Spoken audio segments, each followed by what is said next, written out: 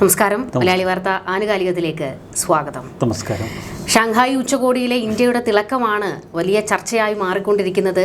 ത്രിമൂർത്തികളുടെ ഒരു കൈകൊടുപ്പ്, അവരുടെ സംഗമ വേദിയായി ഷാങ്ഹായ് മാറി. തൊട്ട അയൽവക്കത്തെ പാകിസ്ഥാൻ നാണം കെട്ടുപോകുന്ന ഒരു അവസ്ഥ ലോകം കണ്ടു. ട്രംപിന് ഉള്ള മറുപടിയും ഇന്ത്യ കൊടുക്കുന്നു.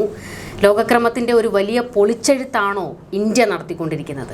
വളരെ രസകരമാണ് ഇപ്പോൾ നമ്മൾ ചൈനയിലെ ടിയാൻജിനിൽ കാണുന്ന ആ കാഴ്ച. ഷാങ്ഹായ് ഉച്ചകോടിയോടനുബന്ധിച്ചുള്ള ഇന്ത്യയുടെ നീക്കങ്ങൾ, പുതിൻ്റെ ഇന്ത്യയെ ചേർത്ത് പിടിക്കൽ, ചൈന ഇന്ത്യയുടെ മനസ്സിലേക്ക്, ഹൃദയത്തിലേക്ക് കടന്നു വരുന്ന ഭാഗം, ഇതൊക്കെ നമ്മെ ഏറെ സന്തോഷിപ്പിക്കും. ഇന്ന് വളരെ രസകരമായ ഒരു ദൃശ്യം, നമുക്കതിൽ നിന്നങ്ങ് തുടങ്ങാം. ഇന്ന് ഷാങ്ഹായ് ഉച്ചകോടിയിലെ നടപടിക്രമങ്ങൾക്ക് ശേഷം റഷ്യൻ പ്രസിഡന്റ് വ്ളാദിമിർ പുതിൻ വേദിയിൽ നിന്ന് താഴേക്ക് വരുന്നു. പിന്നീട് അടുത്ത മീറ്റിംഗ് റിറ്റ്സ് കാൾട്ടൺ ഹോട്ടലിൽ ഇന്ത്യൻ പ്രധാനമന്ത്രി മോദിയുമായിട്ടുള്ള കൂടിക്കാഴ്ചയാണ്, ഉഭയകക്ഷി ചർച്ചയാണ്. അതിനുവേണ്ടി ടിയാൻജിനിലെ ഷാങ്ഹായ് ഉച്ചകോടി വേദിയിൽ നിന്ന് അദ്ദേഹത്തിന് കാറിൽ യാത്ര ചെയ്തു വേണം എത്താൻ ഉഭയകക്ഷി ചർച്ചയ്ക്ക്. വ്ളാദിമിർ പുതിൻ തൻ്റെ കാറിന് അരികിലെത്തി അവിടെ വെയിറ്റ് ചെയ്യുകയാണ്. പിന്നീടാണ് മനസ്സിലാക്കിയത് ഇന്ത്യൻ പ്രധാനമന്ത്രി നരേന്ദ്രമോദിക്ക് വേണ്ടി റഷ്യൻ പ്രസിഡന്റ് കാത്തു നിൽക്കുകയാണെന്ന്. 10 മിനിറ്റാണ് പുതിൻ അവിടെ കാത്തു നിന്നത്. അവിടേക്ക് പിന്നീട് ഇന്ത്യൻ പ്രധാനമന്ത്രി മോദി കടന്നു ചെല്ലുന്നു.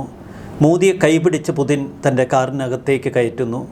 പിന്നീട് ഇരുവരും ദീർഘമേറിയ ഒരു യാത്രയായിരുന്നു. ഇരുവരും തമ്മിൽ വളരെ ഊഷ്മളമായ സംസാരം, ഒരു രഹസ്യ ചർച്ചയാണ് പുതിൻ്റെ കാറിൽ ഇന്ന് നടന്നത്. ആ രഹസ്യ ചർച്ചയെക്കുറിച്ചാണ് ഇപ്പോൾ അന്തർദേശീയ മാധ്യമങ്ങൾ ചർച്ച ചെയ്യുന്നത്. പിന്നീട് റിറ്റ്സ് കാൾട്ടൺ ഹോട്ടലിൽ എത്തിയതിന് ശേഷം ഇതേ കാറിലിരുന്ന് വീണ്ടും 45 മിനിറ്റ് റഷ്യൻ പ്രസിഡന്റ് പുതിനും ഇന്ത്യൻ പ്രധാനമന്ത്രി മോദിയും തമ്മിൽ ഒരു രഹസ്യ ചർച്ച. മറുവശത്ത് ഇതെത്രമാത്രം ലോകത്തെ പ്രകമ്പനം കൊള്ളിക്കുന്നു എന്ന് മനസ്സിലാക്കണമെങ്കിൽ അമേരിക്കയുടെ സ്റ്റേറ്റ് സെക്രട്ടറി മാർക്കോ റൂബിയോയുടെ പ്രതികരണം അറിയണം. അദ്ദേഹം ന്യൂഡൽഹിയിലേക്ക് വരുന്നു എന്ന വലിയ വാർത്ത. അതിലപ്പുറം 21ാം നൂറ്റാണ്ട് അമേരിക്കയും ഇന്ത്യയും തമ്മിലുള്ള ഊഷ്മള ബന്ധത്തിൻ്റെ ഒരു നൂറ്റാണ്ടായിരിക്കുമെന്ന് മാർക്കോ റൂബിയ ഒരു പ്രസ്താവനയിലൂടെ ലോകത്തോട് പറയുന്നു. ഇത് അമേരിക്കൻ മാധ്യമങ്ങൾ വലിയ ശക്തിയോടെ ഇന്ന് അമേരിക്കയിൽ റിപ്പോർട്ട് ചെയ്യുന്നു. ഒരു ദിവസം മുൻപ് ഇന്ത്യൻ പ്രധാനമന്ത്രി നരേന്ദ്രമോദി പുതിനുമായി കൂടിക്കാഴ്ചയ്ക്ക് ഒരുങ്ങുന്നതിന് മണിക്കൂറുകൾക്ക് മുൻപ് അമേരിക്കയോട് അവരുടെ പ്രസിഡന്റ് ട്രംപ് പറഞ്ഞ ചില വാക്കുകൾ ഇപ്പോഴും നമ്മുടെ ഓർമ്മയിലുണ്ട്. അത് ഇന്ത്യക്ക് കൂടിയുള്ള ഒരു ഓർമ്മപ്പെടുത്തലായിരുന്നു. യൂറോപ്യൻ യൂണിയൻ സഖ്യത്തോടാണ് ട്രംപ് പറഞ്ഞത്, യുക്രൈൻ റഷ്യ യുദ്ധത്തിന് വേണ്ട സാമ്പത്തികം റഷ്യയ്ക്ക് നൽകുന്നത് ഇന്ത്യയാണ്, അതുകൊണ്ട് നിങ്ങൾ ഇന്ത്യക്കെതിരെ ഉപരോധം പ്രഖ്യാപിക്കണം. അമേരിക്ക ഇപ്പോൾ ഇന്ത്യക്കെതിരെ ഏർപ്പെടുത്തിയിരിക്കുന്ന താരിഫ് എല്ലാ യൂറോപ്യൻ രാജ്യങ്ങളും ഇന്ത്യക്കെതിരെ ചുമത്തണം. അതിനു പുറമെ ഇന്ത്യയെ പൂർണ്ണമായി ഒറ്റപ്പെടുത്തണം, കടുത്ത ഉപരോധം ഇന്ത്യക്ക് മേൽ ഏർപ്പെടുത്തണം. ഒരു വശത്ത് കടുത്ത ഉപരോധം ഇന്ത്യക്ക് മേൽ ഏർപ്പെടുത്തണമെന്ന് പറഞ്ഞ് ഇന്ത്യയെ പരിഭ്രമത്തിലാഴ്ത്തി ഷാങ്ഹായ് ഉച്ചകോടിയിൽ പുതിനെ നേരിടാനുള്ള മനക്കരുത്ത് മോദിക്ക് നഷ്ടപ്പെടുത്തുക എന്നതായിരുന്നു ട്രംപിൻ്റെ ലക്ഷ്യം. എന്നാൽ നമ്മൾ കാണുന്നത് ഷാങ്ഹായ് ഉച്ചകോടിയിലേക്ക് റഷ്യൻ പ്രസിഡന്റ് പുതിൻ കടന്നു വരുമ്പോൾ അവിടെ ഇന്ത്യൻ പ്രധാനമന്ത്രി മോദിയെ അദ്ദേഹം കാണുന്നു, ഹസ്തദാനം ചെയ്ത് ആലിംഗനം ചെയ്ത് ഒപ്പം നിർത്തുന്നു. ആ രണ്ടുപേരുടെയും വളരെ ലോകത്തെ നയിക്കാൻ ഇനിയുള്ളൊരു കാലം ഒരുപക്ഷെ ലോകത്തിൻ്റെ ഗതിവിഗതികളെ നിയന്ത്രിക്കുന്ന ആ രണ്ട് ശക്തിയുടെ അടുക്കലേക്ക് ചൈനീസ് പ്രസിഡന്റ് ഷീ ജിൻപിങ് നടന്നു വരുന്നു. പിന്നീട് മൂവരും ചേർന്ന് മുന്നോട്ട് നീങ്ങുന്നു. ത്രിമൂർത്തികളെന്ന് ഇന്ത്യൻ മാധ്യമങ്ങൾ, 3 വൻ ശക്തികളെന്ന് ചൈനീസ് റഷ്യൻ മാധ്യമങ്ങൾ, ഏഷ്യയുടെ ഉദയമെന്ന് യൂറോപ്യൻ മാധ്യമങ്ങൾ. അത്തരമൊരു അപൂർവ സംഗമവേദിയായി ഷാങ്ഹായ് ഉച്ചകോടി മാറുമ്പോൾ തൊട്ടരികിൽ ഒരുപക്ഷെ പാകിസ്ഥാൻ്റെ ചെറുനക്കി ജീവിക്കുന്ന ഷഹബാസ് ഷെരീഫ് അസൂയയോടെ ഒരു യാതൊരുവിധ കൃതജ്ഞതാഭാവവുമില്ലാതെ ഇതിനെ നോക്കി നിൽക്കുകയാണ്, വളരെ നിസ്സംഗതയോടെ. പാകിസ്ഥാൻ പ്രധാനമന്ത്രിയുടെ നേർക്കൊരു മുഖം പോലും തിരിച്ചില്ല റഷ്യൻ പ്രസിഡന്റ് പുതിനോ ചൈനീസ് പ്രസിഡന്റ് ഷീ ജിൻപിങ്ങോ. ഇതാണ് ആ കൂടിക്കാഴ്ചയുടെ 1ാം അധ്യായം. പിന്നീട് വളരെ രസകരമായ ഇന്ത്യൻ വിജയങ്ങളാണ് നമ്മളവിടെ കണ്ടത്. പഹൽഗാം ഭീകരാക്രമണത്തെ തുടർന്ന് പാകിസ്ഥാനെ തള്ളിപ്പറയാതെ ചൈന അന്ന് മുഴക്കിയ ചില പ്രസ്താവനകൾ ഇപ്പോഴും നമ്മുടെ മനസ്സിലുണ്ട്. പക്ഷേ ഷാങ്ഹായ് ഉച്ചകോടിയിൽ ചെന്ന നരേന്ദ്രമോദി പറഞ്ഞു, പഹൽഗാം ഭീകരാക്രമണത്തിൽ ഇരട്ടത്താപ്പ് പാടില്ല. നമ്മൾ നടത്തുന്ന പ്രസ്താവന അത് നീതിയുക്തമായിരിക്കണം. പ്രധാനമന്ത്രി മോദി പഹൽഗാം ഭീകരാക്രമണത്തെ ഒരേ സ്വരത്തിൽ തള്ളിപ്പറയണമെന്ന് ഷാങ്ഹായ് ഉച്ചകോടിയിൽ പങ്കെടുക്കുന്ന രാജ്യങ്ങളോട് അഭ്യർത്ഥിച്ചു. അക്കൂട്ടത്തിൽ പാകിസ്ഥാനുമുണ്ട്. പാകിസ്ഥാന് മിണ്ടാൻ കഴിഞ്ഞില്ല.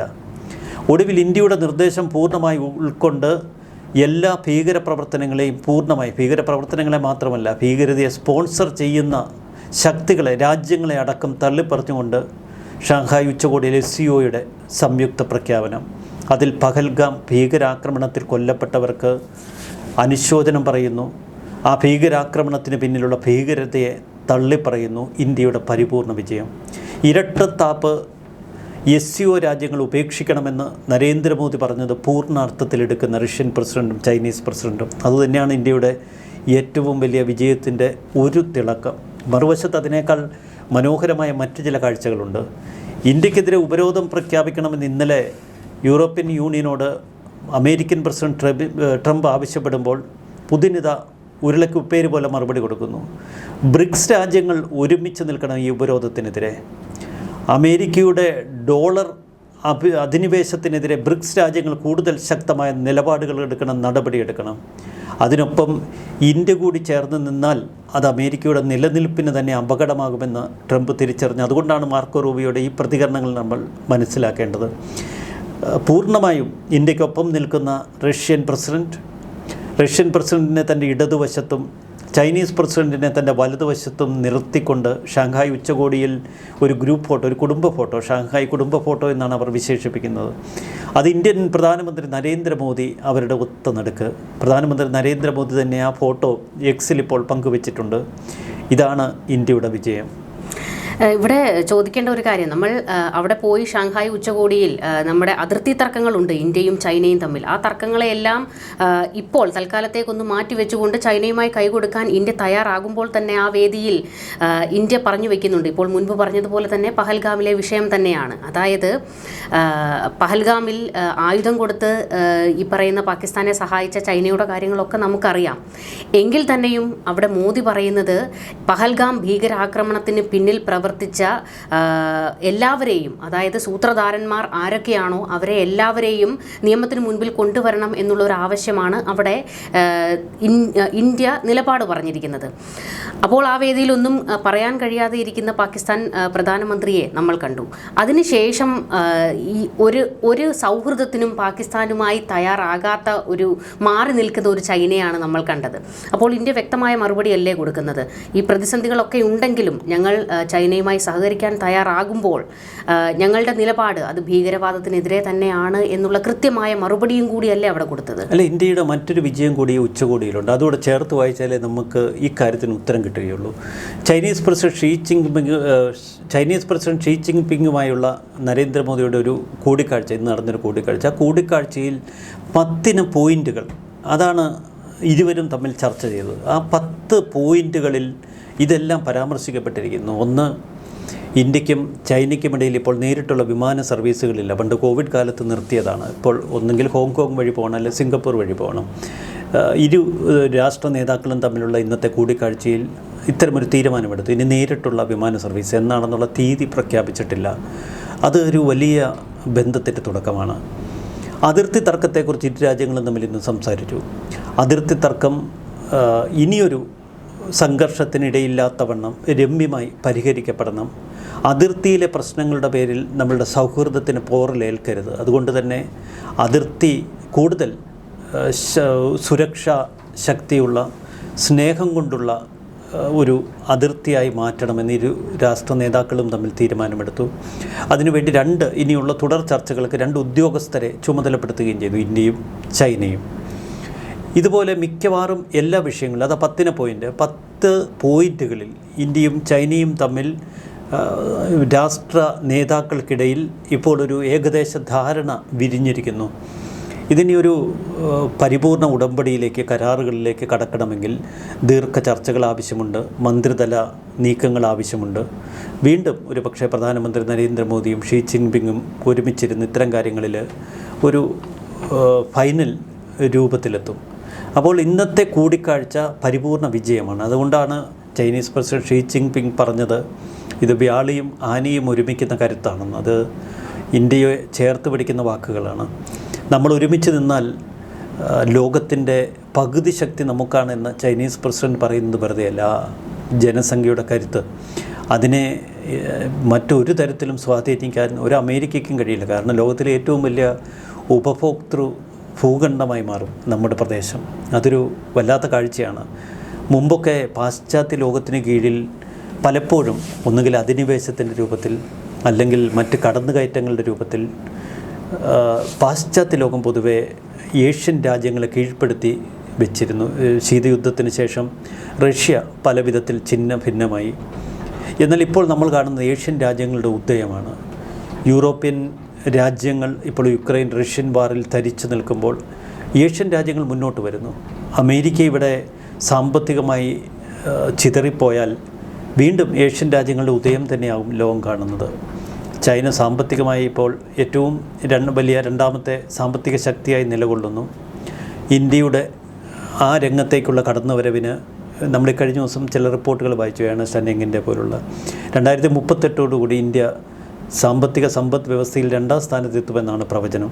ഒരുപക്ഷെ ആ ഘട്ടമാകുമ്പോഴേക്ക് അമേരിക്ക ഇന്ത്യക്ക് താഴെ പോകും.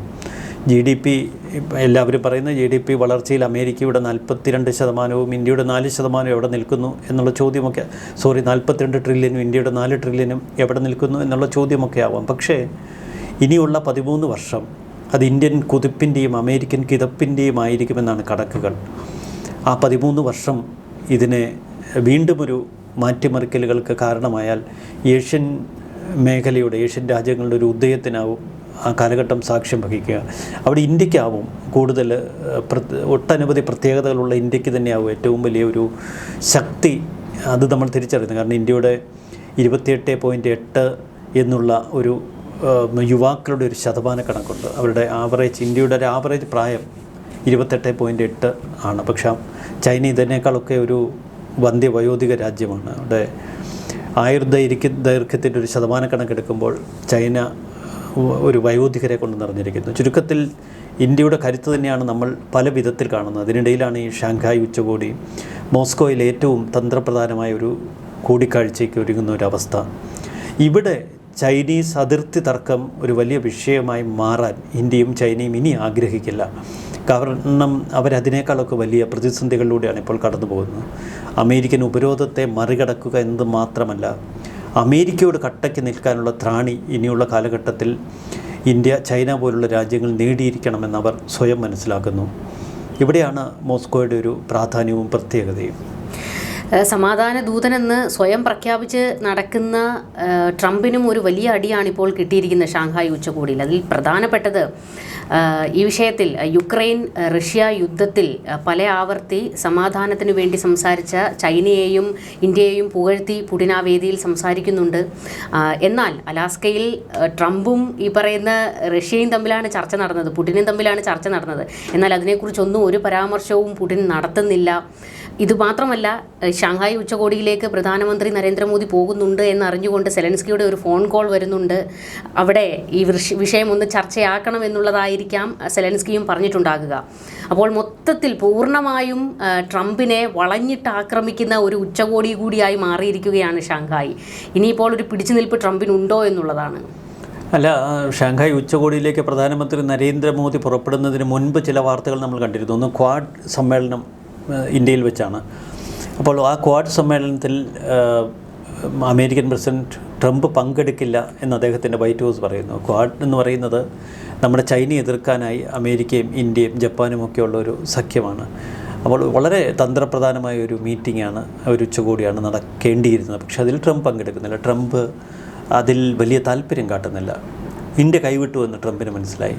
അതൊരു ചിത്രത്തിൻ്റെ ഒരു വശം. മറുവശത്ത് ഇപ്പോൾ യുക്രൈൻ്റെ കാര്യം പറഞ്ഞു. ഈ കഴിഞ്ഞ ദിവസം യുക്രൈൻ പ്രസിഡന്റ് സെലൻസ്കിയുമായി മോദി ചർച്ചകൾ നടത്തി. പക്ഷേ ഷാങ്ഹായിലേക്ക് പുറപ്പെടുന്നതിന് മുൻപ് ഇന്ത്യ ചില കണക്കുകൾ പുറത്തുവിട്ടു. ഒന്ന്, റഷ്യയിൽ നിന്നുള്ള ക്രൂഡ് ഓയിൽ ഇറക്കുമതി, ആ എണ്ണ നമ്മളിവിടെ ശുദ്ധീകരിച്ചിട്ട് ചില യൂറോപ്യൻ രാജ്യങ്ങളിലേക്ക് കയറ്റുമതി ചെയ്യുന്നുണ്ട്. ഇന്ത്യയിൽ നിന്ന് വൻതോതിൽ ശുദ്ധീകരിച്ച എണ്ണ വാങ്ങിക്കൂട്ടുന്ന ഒരു രാജ്യമാണ് യുക്രൈൻ. അപ്പോൾ ഫലത്തിൽ റഷ്യയിൽ നിന്ന് ക്രൂഡ് ഓയിൽ ഇന്ത്യയിലേക്ക് കൊണ്ടുവരുന്നു. ഇത് ശുദ്ധീകരിച്ച് നമ്മൾ തിരിച്ച് യുക്രൈന് കൈമാറുന്നു. ഈ ഒരു യുക്തികേട് ഇന്ത്യ കണക്കുകളിലൂടെ കഴിഞ്ഞ ദിവസം പുറത്തുവിട്ടു, തിരിച്ചടിച്ചു. അത് യുക്രൈനല്ല അതിൻ്റെ ആഘാതം ചെന്ന് പതിക്കുന്നത്, അമേരിക്കയ്ക്കാണ്. അപ്പോൾ ഇന്ത്യ വളരെ ഭംഗിയായി തന്ത്രപരമായി ഏറ്റവും മനോഹരമായി നയതന്ത്രം പയറ്റുന്നൊരു കാഴ്ചയാണ് നമ്മൾ കാണുന്നത്. അതിൻ്റെ തുടർച്ചയായിരുന്നു പ്രധാനമന്ത്രി നരേന്ദ്രമോദിയുടെ ജപ്പാൻ സന്ദർശനം. ജപ്പാന് നൂറ്റാണ്ടുകളായി ഇന്ത്യയുമായി വളരെ അടുത്ത സാംസ്കാരിക ബന്ധമുള്ള ഒരു രാജ്യമാണ്. ജപ്പാൻ ഇന്ത്യ എന്ന് പറയുന്ന ഒരു വല്ലാത്ത ഇഴയെടുപ്പമുള്ള ഒരു രാജ്യങ്ങൾ രണ്ടെണ്ണം.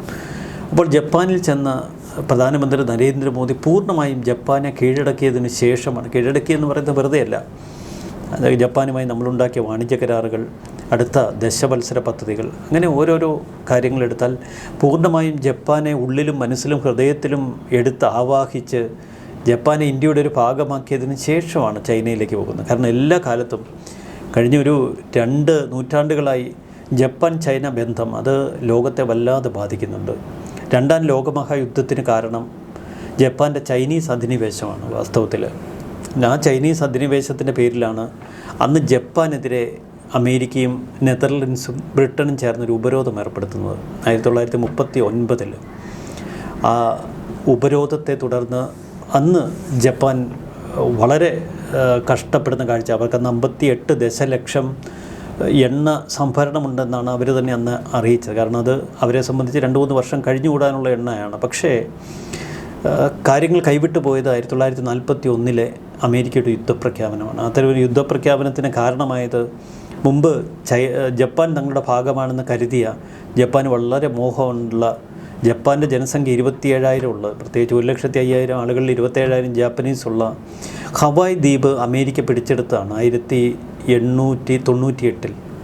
അത് ജപ്പാനെ വല്ലാത്ത രീതിയിൽ അലോസരപ്പെടുത്തിയിരുന്നു.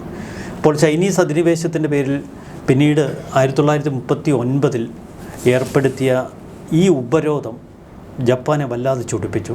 അന്ന് ലോകമഹായുദ്ധം തുടങ്ങി. ലോകമഹായുദ്ധം എന്ന് പറയേണ്ടതില്ല, ജർമ്മനിയും ഇറ്റലിയും ചേർന്ന് യൂറോപ്പിൽ യുദ്ധം തുടങ്ങിയ കാലഘട്ടമാണ്. അന്ന് അച്ചുതണ്ട് ശക്തികൾ എന്നാണ് അവരറിയപ്പെടുന്നത്. അപ്പോൾ അമേരിക്കയെ ജപ്പാൻ ഒന്ന് ചർച്ചാ മേശയിലേക്ക് കൊണ്ടുവരണം. അതിനുവേണ്ടി അവർ ഹവായ് ദ്വീപിലെ പേൾ ഹാർബർ ആക്രമിക്കുന്നു. പക്ഷേ ഇത് അമേരിക്കയെ ഭയങ്കരമായിട്ട് പ്രകോപിപ്പിച്ചു. കാരണം ഏഷ്യൻ അധിനിവേശവും ഏഷ്യൻ സ്വപ്നങ്ങളും പസഫിക്കിലെ കരുത്തും ഒക്കെ അമേരിക്കയെ വലിയ സ്വപ്നമായി കരുതിയ കാലഘട്ടമാണ്. ഞങ്ങളുടെ പേൾ ഹാർബറിന് നേർക്ക് ജപ്പാൻ ആക്രമണം നടത്തിയപ്പോൾ അമേരിക്കയ്ക്ക് നോക്കി നിൽക്കാൻ കഴിഞ്ഞില്ല. അവർ ജപ്പാനെതിരെ യുദ്ധം പ്രഖ്യാപിച്ചു. എന്ന് മാത്രമല്ല, അമേരിക്ക ബ്രിട്ടൻ്റെ സഖ്യത്തിലേക്ക് അങ്ങ് ചേർന്നു. അതോടുകൂടി ലോകമഹായുദ്ധം പ്രഖ്യാപിക്കപ്പെട്ടു. അതായിരുന്നു ലോകഗതിയെ മാറ്റിയ ആ യുദ്ധപ്രഖ്യാപനം. അതിന് കാരണക്കാരായി മാറിയത് ജപ്പാൻ. പിന്നീട് ജപ്പാനെ അമേരിക്ക പൂർണ്ണമായും വിശ്വാസത്തിലെടുത്ത് ജപ്പാൻ അമേരിക്ക ബന്ധം വല്ലാത്ത തലങ്ങളിലേക്ക് മാറി. അമേരിക്കൻ സൈനിക സാന്നിധ്യം അന്നു മുതൽ ലോകമഹായുദ്ധം കഴിഞ്ഞ ഉടനെ 75 ജാപ്പനീസ് കേന്ദ്രങ്ങളിൽ അമേരിക്കൻ സൈനിക സാന്നിധ്യം, നീണ്ട 7 വർഷം അമേരിക്കൻ സൈനിക അധിനിവേശത്തിൽ ജപ്പാൻ. പക്ഷെ അതിനുശേഷം വ്യാവസായിക സൗഹൃദ മേഖലകളിലൊക്കെ അമേരിക്കയും ജപ്പാനും തമ്മിൽ വലിയ സഖ്യങ്ങളുണ്ടായി. അമേരിക്കയുടെ ഒരു പിന്തുണയിൽ ജപ്പാൻ വീണ്ടും ലോകത്തിലെ വലിയ 2ാമത്തെ സമ്പദ് വ്യവസ്ഥയായി വളർന്നു. 2010 ചൈന കയറി വന്നു. പക്ഷെ അന്നും ഇന്നും എന്നും ജപ്പാൻ ഭയക്കുന്നതും ജപ്പാൻ പോരടിക്കുന്നതും ചൈനയോടാണ്. ചൈനയെ ഭയപ്പെട്ടാണ് അമേരിക്കയുമായുള്ള ഇപ്പോൾ എല്ലാ കാലത്തുമുള്ള ആ ഒരു ചങ്ങാത്തവും വഴക്കും ഒക്കെ. അതേ ജപ്പാനെ ഇന്ത്യ പൂർണ്ണ വിശ്വാസത്തിലെടുത്ത് ജപ്പാന് യാതൊരുവിധ പിണക്കങ്ങളും ഉണ്ടാക്കാതെയാണ് ഷാങ്ഹായിലേക്ക് ഇന്ത്യൻ പ്രധാനമന്ത്രി ഷാങ്ഹായ് ഉച്ചകോടിയിലേക്ക് ഇന്ത്യൻ പ്രധാനമന്ത്രി പോകുന്ന ടിയാൻജിനിലേക്ക്. അപ്പോൾ അതാണ് ആ ഒരു യാത്രയുടെ ഒരു മനോഹാരിത. ജപ്പാൻ്റെ പ്രാധാന്യം നമ്മൾ മനസ്സിലാക്കണം. ജപ്പാൻ എല്ലാ കാലത്തും ഇന്ത്യയോട് ചേർന്ന് നിന്നിട്ടുള്ള രാജ്യമാണ്. ചൈന ഇന്ത്യ സംഘർഷമുണ്ടായപ്പോൾ അതും ജപ്പാൻ പരസ്യമായി ഇന്ത്യക്ക് പിന്തുണ തന്നു. പാകിസ്ഥാനുമായുള്ള യുദ്ധവേളയിൽ ജപ്പാൻ പരസ്യമായി ഇന്ത്യയോടൊപ്പം നിന്നു. അപ്പോൾ അത്തരമൊരു ജപ്പാനെ കൈവിടാതെ ചൈനയെയും മോസ്കോയെയും ഇന്ത്യ ഇത്ര മനോഹരമായി നയതന്ത്ര തലത്തിൽ സ്വന്തമാക്കുന്ന കാഴ്ച, അതാണ് അതിൻ്റെ ഏറ്റവും ഒരു സുന്ദര കാഴ്ച. നമുക്ക് ഇനി രാജ്യത്തിനകത്തുള്ള കുറച്ച് ആൾക്കാർക്ക് കൂടിയുള്ള ഒരു മറുപടി അത് ഷാങ്ഹായിൽ കൊടുത്തിട്ടുണ്ട് മോദി. കാരണം സ്വാഗതം ചെയ്തിട്ടുണ്ട്. അത് അതിൽ ഏറ്റവും പ്രധാനപ്പെട്ടത് കോൺഗ്രസ് ഏറ്റവും കൂടുതൽ വിമർശനം ഉന്നയിച്ചിട്ടുള്ളത് ട്രംപ് പറയുന്നതിനപ്പുറത്തേക്ക് മോദി പോകില്ല, രാജ്യത്തെ അമേരിക്കയുടെ കാൽച്ചുവട്ടിൽ കൊണ്ട് കെട്ടിയിട്ട് മോദി കൊടുത്തു എന്നൊക്കെയുള്ള വിമർശനങ്ങൾ പറഞ്ഞിട്ടുള്ള ആൾക്കാരാണ് കോൺഗ്രസ്. അപ്പോൾ അവർക്ക് കൂടിയുള്ള ഒരു മറുപടി നമുക്ക് ഈ പറയുന്ന ഒരു രാജ്യത്തിൻ്റെയും കാൽക്കൽ കിടക്കേണ്ട ആവശ്യമില്ല, ഇന്ത്യ ആണ് എന്നുള്ള ഒരു മറുപടി എല്ലാവർക്കും കൊടുത്തു കഴിഞ്ഞിട്ടില്ലേ എന്നും നരേന്ദ്രമോദി? ഇതാണ് വാസ്തവമെങ്കിലും ഇപ്പോൾ പ്രതിപക്ഷം ഇന്ത്യയിൽ പറയുന്നത് എന്താ, ബീജിങ്ങിന് മുന്നിൽ ഇന്ത്യ കീഴടങ്ങിയെന്ന്. ഇന്ന് ഞാൻ അവരുടെ പ്രസ്താവന കണ്ടു. അതൊരു വല്ലാത്ത പ്രസ്താവനയായി തോന്നി. കാരണം ജപ്പാനെ കീഴടക്കി ചൈനയെ ഇന്ത്യ സൗഹൃദത്തിലൂടെ നമ്മുടെ കൂട്ടത്തിലേക്ക് കൊണ്ടുവന്ന് മോസ്കോയ്ക്ക് കൈകൊടുക്കുമ്പോൾ അതൊരു ഇന്ത്യൻ നയതന്ത്ര വിജയം തന്നെയാണ്. നമുക്കതിൽ രാഷ്ട്രീയം കലർത്തിയിട്ട് കാര്യമില്ല. മോദിയെ റൈറ്റ് വിങ് എന്നോ എക്സ്ട്രീം റൈറ്റ് വിങ് എന്നോ പരിഹസിക്കുന്നതിൽ അർത്ഥമില്ല. കാരണം ഒരു കമ്മ്യൂണിസ്റ്റ് രാജ്യത്തോടാണ് മോദി കൈകൊടുത്തിരിക്കുന്നത്, സോഷ്യലിസ്റ്റ് രാജ്യത്തോട്. സോഷ്യലിസം എന്നത് ചൈനയിലെ ഏകാധിപത്യമാണ്. അത് നമുക്ക് ആ തലത്തിലെടുക്കാം. 2 ഏകാധിപത്യ രാജ്യങ്ങൾ തന്നെയാണ് ചൈനയും റഷ്യയും. അവിടെ പുതിൻ എന്നതിനപ്പുറം ഒരു നേതാവ് റഷ്യയ്ക്കില്ല, ഷീ ജിൻപിങ്ങിനപ്പുറം മറ്റൊരു നേതാവ് ചൈനയ്ക്കുമില്ല. പക്ഷേ ഇന്ത്യയെ സംബന്ധിച്ച് ഏറ്റവും നിർണായകമായ നയതന്ത്ര നീക്കങ്ങൾ ആവശ്യമുള്ളൊരു കാലഘട്ടമാണ്. അവിടെ പതറാതെ അമേരിക്കയ്ക്ക് മുന്നിൽ ഇന്ത്യൻ വാണിജ്യ ലോകത്തിൻ്റെ വിശ്വാസം ഊട്ടിയുറപ്പിച്ച് അവർക്കൊപ്പം നിലനിൽക്കൊള്ളുന്ന ഒരു ഭരണകൂടം, പിന്നീട് നയതന്ത്ര തലത്തിൽ ചൈനയ്ക്കും മോസ്കോയ്ക്കുമൊപ്പം കട്ടയ്ക്ക് നിന്ന് അമേരിക്കയെ ആ താരിഫ് യുദ്ധത്തിൽ വെല്ലുവിളിക്കുന്ന കാഴ്ച ഇതൊരു മനോഹര കാഴ്ചയാണ്. ഒരു പക്ഷേ അമേരിക്കയോട് നമ്മൾ കരഞ്ഞു നിലവിളിച്ച് ചർച്ചകളിലേക്ക് കടന്ന് വിട്ടുവീഴ്ചകൾക്ക് വേണ്ടി അവരെ പ്രേരിപ്പിക്കാൻ അവരുടെ കാൽക്കൽ വീഴേണ്ട ഇന്ത്യയുടെ സ്ഥാനത്താണ് ഇന്ന് കരുത്തോടെ നിൽക്കുന്ന ഇന്ത്യയെ നമ്മൾ കാണുന്നത്. അത് അംഗീകരിച്ചേ തീരൂ. അത് ഇന്ത്യൻ ഭരണം കൈയാളുന്ന ഇപ്പോഴത്തെ ഭരണകൂടത്തിൻ്റെ ഒരു പ്രത്യേകത തന്നെയാണ്. ഒരുപക്ഷെ ഇന്ത്യയുടെ പ്രത്യേകത എന്ന് നമുക്ക് പറയാം. കാരണം നൂറ്റാണ്ടുകളായി ഇന്ത്യ പിന്തുടരുന്ന സഹനത്തിൻ്റെയും ക്ഷമയുടെയും വിശ്വാസത്തിൻ്റെയും ആത്മീയതയുടെയും ഒക്കെ ഒരു വലിയ ചരിത്രമുണ്ട്. ആ ചരിത്രപഥത്തിൽ നിന്നാണ് പലപ്പോഴും കരുത്തുറ്റ തീരുമാനങ്ങൾ കൈക്കൊള്ളാൻ കഴിയുന്നത്. നമുക്ക് പാരമ്പര്യത്തിലൂന്നി വളരെ കരുത്തോടെ കാര്യങ്ങൾ ചെയ്യുമ്പോഴാണ് അതിന് വിശ്വാസത്തിൻ്റെ ഒരു ബാക്കിങ് കിട്ടുന്നത്, അതിനൊരു ലക്ഷ്യബോധം ഉണ്ടാവുന്നത്. ഇന്ത്യയെ സംബന്ധിച്ച് ഇന്ത്യക്ക് കൃത്യമായൊരു ലക്ഷ്യബോധമുണ്ട്. അത് ആധ്യാത്മികതയിലൂന്നിയതാണ്, അത് വിശ്വാസത്തിലൂന്നിയതാണ്. അതിന് പൗരാണികമായ ഒട്ടനവധി കാഴ്ചപ്പാടുകളുണ്ട്. വിശ്വാസത്തിൻ്റെ ഒരു വലിയ തലം തന്നെ. നമ്മളിപ്പോൾ നമ്മുടെ വ്യോമ പ്രതിരോധ സംവിധാനത്തിനിട്ടിരിക്കുന്ന പേര് പോലും സുദർശൻ ചക്ര എന്നാണ്. അപ്പോൾ പാരമ്പര്യവും വിശ്വാസവും ഒക്കെ സംഗമിക്കുന്ന ഇന്ത്യയുടേതായ ഒരു ആത്മീയ കരുത്തുണ്ട്. അതിനെ അത്ര പെട്ടെന്നൊന്നും സൈനിക തലത്തിലോ ആയുധം കാട്ടിയോ പോർമുനകൾ കാണിച്ചോ ഭയപ്പെടുത്താൻ കഴിയില്ല. കാരണം അതിനൊക്കെ അപ്പുറത്താണ് ആ ഒരു ആത്മീയതയുടെ കരുത്ത്. അതുകൊണ്ടാണ് ജപ്പാനെ ഇന്ത്യ ഒരു സുഹൃത്ത് രാജ്യമായി കാണുന്നത്, ഒരു അയൽ രാജ്യമായിട്ടല്ല, ഒരു ആത്മീയതയുടെ തലത്തിലാണ്. AD 536 അന്ന് ജപ്പാൻ ബുദ്ധമതം ഔദ്യോഗികമായി അംഗീകരിക്കുമ്പോൾ ഇന്ത്യയിൽ നിന്നാണ് ബുദ്ധമതം ആ രാജ്യത്തേക്ക് കടന്നു ചെല്ലുന്നത്. AD 736 അങ്ങോട്ടേക്ക് ബുദ്ധമത പ്രചരണത്തിനായി എത്തിയ ബോധിസേന ഇന്ത്യയിൽ നിന്നാണ്. പിന്നീട് എത്രയോ ബുദ്ധ സന്യാസികൾ. ഇന്ത്യയിലെ ഹിന്ദുയിസവും ജപ്പാനിലെ ഷിൻഡോയിസവും തമ്മിൽ ഇഴപിരിയാത്ത ബന്ധമുണ്ട്. ജപ്പാൻ വളർന്നതും ജപ്പാനിലേക്ക് ആ ഒരു സാംസ്കാരിക പൈതൃകം ഒഴുകിയതും ഇന്ത്യയിൽ നിന്നാണ്. അവരെല്ലാ കാലത്തും ഭയപ്പെട്ടത് പാശ്ചാത്യ സംസ്കാരവും പാശ്ചാത്യ മതാചാരങ്ങളും അമേരിക്കയിൽ നിന്നുള്ള പ്രൊട്ടസ്റ്റന്റ് മിഷണറിമാരെയാണ് ജപ്പാൻ കൂടുതൽ ഭയപ്പെട്ടത്. അതുകൊണ്ട് പലപ്പോഴും ഐസൊലേറ്റഡ് ജപ്പാൻ എന്നുള്ളൊരു പോളിസി 1600-കളിൽ അവർ തങ്ങളുടെ രാജ്യത്ത് നടപ്പാക്കിയതാണ്. അപ്പോൾ അത്ര തങ്ങളുടെ സംസ്കാരം സൂക്ഷിക്കണമെന്ന് ആഗ്രഹിച്ച ജപ്പാൻ ഇന്ത്യയുടെ സംസ്കാരം പിന്തുടരാനാണ്, ഇന്ത്യയുടെ വിശ്വാസ രീതികൾ പിന്തുടരാനാണ്, ഇന്ത്യയുടെ ആ തനിമ പിന്തുടരാനാണ്, ഇന്ത്യയുടെ യോഗ പോലെയുള്ള അനുഷ്ഠാനങ്ങളും ആചാരങ്ങളുമൊക്കെ തങ്ങളുടെ സംസ്കാരത്തിലേക്ക് കൊണ്ടുവരാനാണ് ആഗ്രഹിച്ചത്.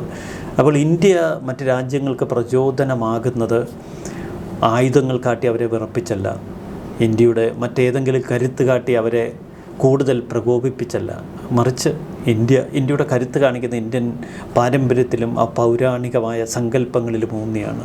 അതിനൊരു വിശ്വാസത്തിൻ്റെ ബാക്കിയും കൂടി ആകുമ്പോൾ അത് മനോഹരമായൊരു കാഴ്ചയാണ്. ഇപ്പോൾ ഈ ജപ്പാനുമായുള്ള അതുകൊണ്ടാണല്ലോ ഗായത്രി മന്ത്രം മുഴക്കി നരേന്ദ്രമോദിയെ ജപ്പാൻ സ്വീകരിച്ചത്. നമ്മൾ ചൈനയിൽ ചെന്നപ്പോഴും കണ്ടു, ഇന്ത്യൻ സംസ്കാരത്തിലാണ് ചൈന ഇന്ത്യൻ പ്രധാനമന്ത്രിയെ അങ്ങോട്ടേക്ക് വരവേറ്റത്. ഇന്ത്യയുടെ വിവിധ കലാരൂപങ്ങൾ ഒരുമിച്ച് അവതരിപ്പിച്ച വേദി മനോഹരമായ കാഴ്ചകളാണ് ഇന്ത്യയെ കാത്തിരിക്കുന്നതെന്ന് വ്യക്തം. ഇത് പറയുമ്പോൾ കൂടി അവസാനമായി ചോദിക്കാനുള്ള ഒരു കാര്യം, ദലൈലാമ വിഷയത്തിൽ ഇടയ്ക്ക് ഇന്ത്യയും ചൈനയും തമ്മിൽ വെല്ലുവിളികളൊക്കെ ഉണ്ടായിരുന്നു. ദലൈലാമയ്ക്കും കൂട്ടർക്കും സംരക്ഷണം കൊടുത്തത് രാജ്യമാണ്. രാജ്യത്ത് ഇന്ത്യയിൽ നിന്നൊരാൾ തൻ്റെ പിൻഗാമിയായി വരണമെന്നാണ് ദലൈലാമയുടെ ആവശ്യം. അപ്പോൾ ഈ വിഷയത്തിലും ഇതൊരു കോൺഫ്ലിക്റ്റാണ് ഇരു രാജ്യങ്ങളും തമ്മിലുള്ള. ഇതിലൊക്കെ ഒരു ചർച്ചയിലൂടെ പരിഹരിക്കപ്പെടുന്ന കാര്യങ്ങൾ തന്നെ ആയിരിക്കുമെന്ന് വിശ്വസിക്കാം. ഇന്ത്യയുടെ ഒരു സാംസ്കാരിക വൈപരീത്യം അത് നമുക്കറിയാമല്ലോ. ഇപ്പോൾ ചൈനയെ ഇന്ത്യ നേരിടുമ്പോൾ ഇന്ത്യക്കുള്ളിൽ തന്നെയുള്ള എത്രയെത്ര വൈപരീത്യങ്ങൾ, ഉത്തരേന്ത്യയിലെ കൾച്ചർ, ദക്ഷിണേന്ത്യയിലെ കൾച്ചർ, നമ്മൾ കേരളം മുതൽ അങ്ങ് കാശ്മീർ വരെയുള്ള സംസ്ഥാനങ്ങളിലൂടെ കടന്നു പോകുമ്പോൾ വിവിധ ഭാഷകൾ, വിവിധ സംസ്കാരങ്ങൾ, വിവിധ ആചാരങ്ങൾ, ഇവയൊക്കെ കോർത്തിണക്കുന്നതിൽ ഇന്ത്യൻ ഭരണകൂടം, ഇന്ത്യൻ ഫെഡറൽ സംവിധാനം വളരെ വിജയിച്ചിട്ടുണ്ട്. ചൈനയ്ക്ക് ചൈനയുടേതായ താല്പര്യങ്ങളുണ്ട്. ഇത് നൂറ്റാണ്ടുകളായി ഇന്ത്യയും ചൈനയും പിന്തുടർന്നു വരുന്ന ചില വിശ്വാസ പ്രമാണങ്ങളുടെ ഒരു ബാക്കിപത്രമാണല്ലോ ദലൈലാമ പോലെയുള്ള ആ കാഴ്ചകൾ. അതിൽ ഇന്ത്യ ചൈന സൗഹൃദത്തിന് കോട്ടം വരാത്ത തലത്തിൽ അത്തരം വിഷയങ്ങൾ പരിഹരിക്കാൻ, അല്ലെങ്കിൽ അത്തരം വിഷയങ്ങൾ മാറ്റി നിർത്താൻ അതിന് ഇന്ത്യക്ക് കഴിവുണ്ട്. ചൈന അക്കാര്യങ്ങളിൽ ഇന്ത്യയെ അലോസരപ്പെടുത്താനുള്ള സാധ്യതയില്ല. കാരണം ലക്ഷ്യം അത് വലുതാണ്. എന്തായാലും ഇന്ത്യ നയതന്ത്ര ബന്ധത്തിലൂടെ മറ്റ് രാജ്യങ്ങളെ കീഴ്പ്പെടുത്തുന്ന ഒരു കാഴ്ചയാണ് നമ്മൾ ഷാങ്ഹായ് ഉച്ചകോടിയിൽ കണ്ടത്. ലോകക്രമം മാറുകയാണ്. അമേരിക്കയെ ഭയന്ന് ജീവിക്കേണ്ട ഒരു ഗതികേടും ഒരു രാജ്യത്തിനുമില്ല. ഇനി അങ്ങനെ അമേരിക്ക ഒരു ഭീഷണിയല്ല, അതിന് ആ ചൊൽപ്പടിക്ക് നിൽക്കാൻ ആരും തയ്യാറാകില്ല എന്നുള്ള ഒരു മുന്നറിയിപ്പ് കൂടി അവിടെ ഷാങ്ഹായിൽ കൊടുത്തിരിക്കുകയാണ്. ഒപ്പം പാകിസ്ഥാനും കൊടുക്കാനുള്ള മറുപടി ഇന്ത്യ കൊടുത്തിട്ടുണ്ട്. ഇതാണ് ഇന്ത്യയുടെ നിലപാട്. കൂടുതൽ ചർച്ചകളുമായി നമുക്ക് കാണാം. നമസ്കാരം.